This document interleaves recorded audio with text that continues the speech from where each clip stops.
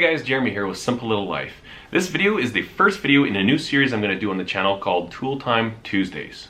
Is that cheesy? Even if it is, we're doing it. I remember when I first started watching knife making videos, and a lot of my viewers are beginning knife makers or are interested in getting into knife making.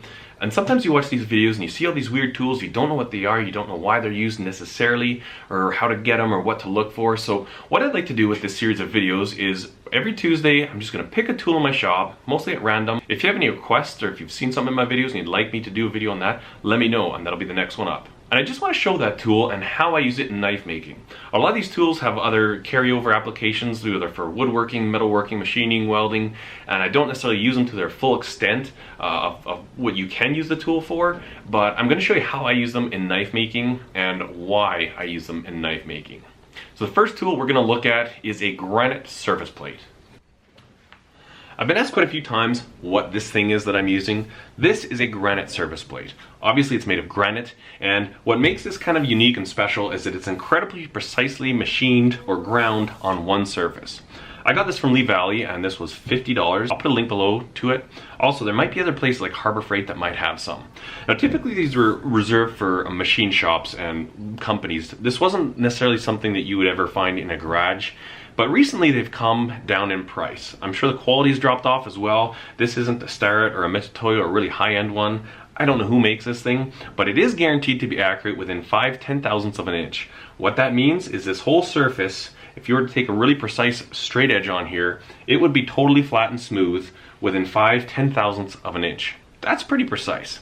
Good enough for me. Most of these granite plates are quite thick. This one is a 2-inch thick. It's 9 inches wide by 12 inches long, and I'll show you how I use these in knife making. If you've seen any of my knife making videos, you see one of the biggest things I use them for, and probably the number one reason why I have this, is for marking the center line of where my grind is going to come to. That part right there. Whatever thickness your material is, you find a drill bit of the exact same diameter. So if this is 1/8 inch, you get a 1/8 inch drill bit. The point of that 1/8 inch drill bit is obviously, in theory, at 1/16 of an inch, which would be the center of your material. So I usually put a little Sharpie on there, just a black mark, layout die, whatever. You don't have to, but it kind of helps it pop a little bit. And lay your bit flat, make sure your bit doesn't have any burrs on it, and simply scrape it across. And what that will do is give you the exact center of that material. Now obviously you wouldn't do it on the back of the spine here. I don't have any blanks I haven't ground yet, so simply lay it on there and it would give you this. Then you flip it over and do one more like that. The reason you flip it over is because for some reason it's hard to get the mark exactly center. Also, when you do this, when you flip it over, I find that you get two lines that are about 20,000ths of an inch apart. That's perfect. That's exactly how you like to bring your blade to. When you're doing your rough grinding on a blade, you don't want to bring it to a really fine razor point. First of all, it could warp and heat treat. Secondly, you need a little bit of material on there to put your final bevel on when you're sharpening the knife. If it was a kitchen knife that's going to be a real fine slicer, you can bring that down a little finer. Whereas if you're making a large heavy knife that's going to do a lot of chopping, you're going to want to leave that thicker so that your sharpening angle is your final sharpening angle is a little tighter, and there's a little bit more meat when it's impacting stuff. So that's probably the number one thing I use my Granite Surface Plate for. They also are used very commonly in conjunction with a height gauge. Now this is a very inexpensive height gauge. There's a lot better ones you can buy. This one's digital. It has fractions, metric, and the decimals, like thousandths of an inch. And you can simply set this to whatever your material thickness is, go down half of that, and then scribe your line that way as well. These tips are typically hardened and typically are made for marking. Not heavy marking, but you can scribe your lines in there. The nice thing with using this with a surface plate is if you've got a large blade that you're marking or a weird shaped object, you know that wherever you slide this around on the surface plate, the tip isn't going to be wobbling up and down. It's going to be staying very precise because it's so flat. So marking out your knife bevels is probably one of the biggest reasons I have one of these. One other thing that I use them for in my knife making is to prep my scales for glue.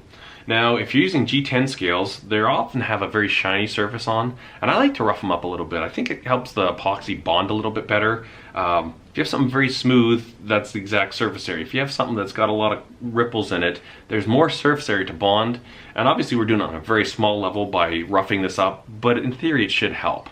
So what I'll do is I'll simply lay out a piece of sandpaper. This is 400 grit. I usually do 220 grit or 400 grit, and you can simply move it across like this They teach you in school when you're lapping for mechanical seals that you should use a figure 8. I just do it because that's what I was taught. But even if you're just roughing it up like this, I'm sure it's going to be fine. And what that will do is just kind of roughen up that surface. Obviously wipe it before glue, but it kind of roughens it up and gets it ready for taking some glue.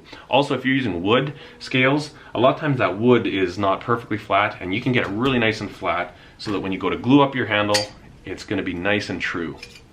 So those are the two things that I use my granite surface plate for. Like I said, there's a lot of other ways that you can use it, a lot of different applications for this, but for knife making, that's what it is. These things have come down in price to the point where I think they're quite a viable option for a new knife maker, beginning knife maker, and for $50, I think it's well worth buying one of these if you're going to get into knife making.